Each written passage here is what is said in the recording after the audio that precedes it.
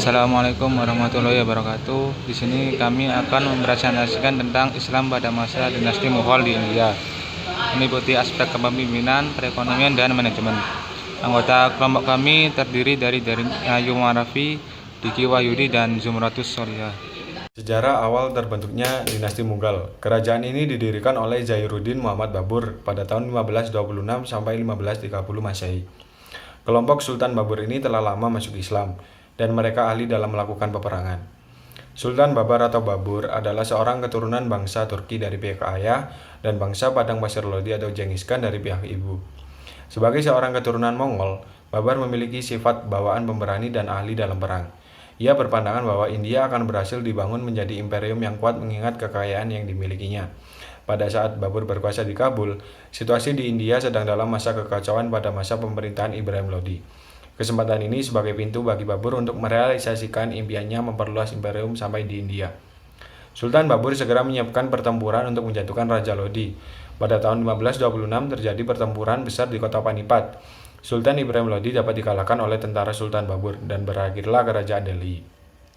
Sultan Babar kemudian mendirikan kerajaan Mughal dan pemerintahannya terkenal dengan nama Kesultanan Mughal dengan ibu kotanya di kota Agra.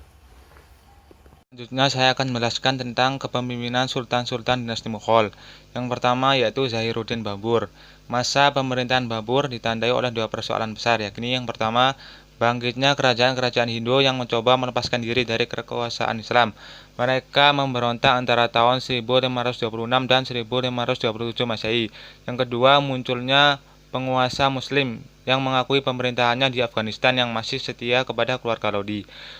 Adapun kinerja Sultan Babur, yakni yang pertama membangun stabilitas politik, yang kedua memperkuat angkatan perang, yang ketiga melakukan penetrasi perang.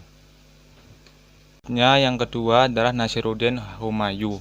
Masa pemerintahan Humayun ditandai oleh beberapa peperangan yang diantaranya yang pertama kemenangan dalam pemberontakan di Jaunpur, yang kedua kemenangan dalam pemberontakan yang dilakukan oleh Bahadur Shah penguasa Gujarat, yang ketiga penyerangan balik ke Malwa bagian timur Gujarat, yang keempat kekalahan Nasiruddin Humayun dalam pertempuran Tausa pada tahun 1539 dengan pasukan Sher Khan.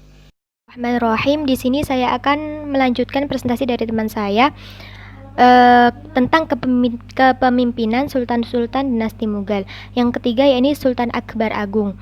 Pada masa ini dikenal sebagai masa kebangkitan dan kejayaan Mughal sebagai sebuah dinasti Islam yang besar di India. Adapun pengaruh dari Sultan Akbar Agung sendiri yaitu satu, melakukan ekspansi ke beberapa wilayah sehingga wilayah dinasti Mughal tersebut semakin luas. Yang kedua, menstabilkan keadaan politik, sosial, dan ekonomi serta menjadikan pemerintahannya sebagai masa awal keemasan dinasti Mughal.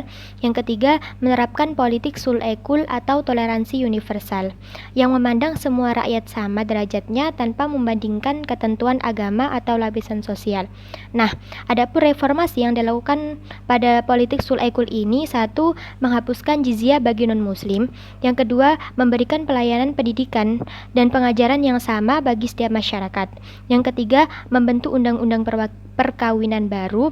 Yang keempat, menghapuskan pajak-pajak pertanian, terutama bagi petani-petani miskin. Yang terakhir yaitu menghapuskan tradisi perbudakan.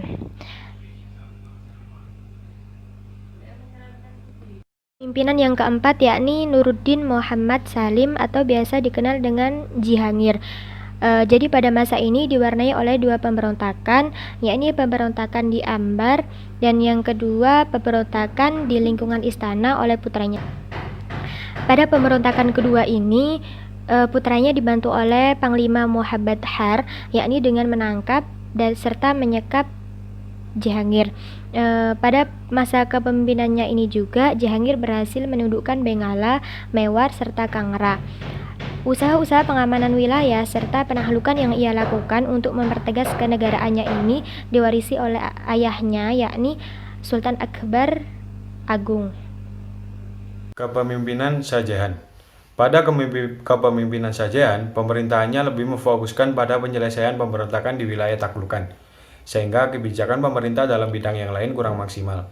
Shah Jahan terkenal sebagai seorang raja yang sangat mewah. Kesenian Islam di India yang terlihat di bangunan-bangunan atau arsitektur di zaman Shah Jahan sudah mencapai puncaknya.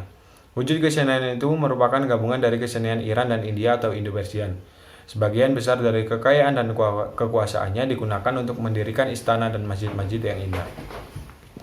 Kepemimpinan Aurangzeb. Aurangzeb bergelar Alamgir Padshah Ghazi. Ia tercatat menjadi sultan terakhir yang membawa dinasti Mughal pada stabilitas dalam bidang politik, pemerintahan, dan ekonomi sebagaimana Akbar. Adapun usaha-usaha Aurangzeb dalam memajukan kerajaan Mughal diantaranya menghapuskan pajak, menurunkan bahan pangan, dan memberantas korupsi. Ia menguasai perekonomian dunia dengan jaringan pemasaran barang-barangnya mencapai Eropa, Timur Tengah, Asia Tenggara, dan Cina. Selain itu, India juga memiliki pertahanan militer yang tangguh yang sulit ditaklukkan. Aurangzeb juga mengeluarkan kebijakan-kebijakan yang berbeda dari pendahulunya selama menjalankan jabatannya sebagai Sultan Dinasti Mughal yang ke-6, khususnya yang menyangkut hubungan dengan orang-orang Hindu. Aurangzeb adalah penguasa Mughal pertama yang membalik kebijakan konsiliasi dengan Hindu. Di antara kebijakannya adalah pada tahun 1659 Masehi melarang minuman keras, perjudian, prostitusi, dan penggunaan narkotika. Tindakan Aurangzeb di atas menyulut kemarahan orang-orang Hindu. Hal inilah yang akhirnya menimbulkan pemberontakan di masanya. Namun karena Aurangzeb sangat kuat, pemberontakan itu pun dapat dipadamkan. Aspek ekonomi pada dinasti Mughal. Yang pertama, mengembangkan sektor pertanian, pertambangan, dan perdagangan. Di sini sektor pertanian menjadi sektor utama. Yang kedua, membangun sebuah sistem pemerintahan lokal untuk mengumpulkan hasil pertanian dan melindungi petani. Yang ketiga, menerapkan sistem zabt dalam mengelola perpajakan. Sistem zabt ini adalah sejumlah pembayaran tertentu dibebankan pada tiap unit tanah dan harus dibayar secara tunai. Selanjutnya, saya akan menjelaskan tentang aspek manajemen pada dinasti Mughal. Yang pertama di bidang politik dan militer, yaitu yang pertama menerapkan toleransi universal, yang kedua membagi setiap wilayah menjadi sistem distrik, yang ketiga menata administrasi pemerintahan dan keuangan. Selanjutnya di bidang pendidikan dan ilmu pengetahuan, yaitu yang pertama mengembangkan ilmu yang berhubungan dengan akidah dan syariah, yang kedua memodifikasi hukum Islam yang dikenal dengan sebutan fatwa Alamgiri. Selanjutnya di bidang agama, yaitu yang pertama memberikan tempat dan penghargaan tertinggi bagi kasta sudra, yang kedua menerapkan emansipasi wanita. Selanjutnya di bidang seni dan arsitektur, yaitu menciptakan karya-karya arsitektur yang indah dan mengagumkan. Selanjutnya yakni penyebab runtuhnya kerajaan Mughal. Yakni pertama, terjadi perebutan kekuasaan di kalangan keluarga istana sehingga menimbulkan konflik-konflik yang berkepanjangan serta mengakibatkan pengawasan terhadap daerah lemah. Yang kedua, terjadinya stagnasi pembinaan kekuatan militer. Yang ketiga, kemerosotan moral dan hidup bermewah-mewahan para petinggi kerajaan, sehingga menimbulkan pemborosan uang negara. Yang keempat, para pewaris kerajaan memiliki jiwa kepemimpinan yang lemah. Dan yang terakhir yakni konflik agama yang sukar diatasi sultan-sultan. Selanjutnya yakni kesimpulan. Nah, dari keterangan kami tadi, kami dapat menyimpulkan bahwa kerajaan Mughal mengalami 7 kali pergantian raja yang disebabkan oleh beberapa faktor yang mempengaruhinya.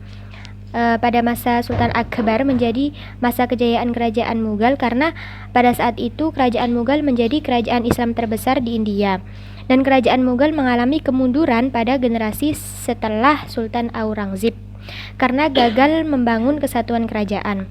Bersamaan dengan kemunduran ini, maka Inggris memanfaatkan pada saat itu untuk melakukan penyerangan di India sehingga berhasil menguasai India. Hal itu menandai akhir dari kerajaan Mughal di India. Sekian presentasi dari kelompok kami, kurang lebihnya kami mohon maaf. Akhirul kalam, wassalamualaikum warahmatullahi wabarakatuh.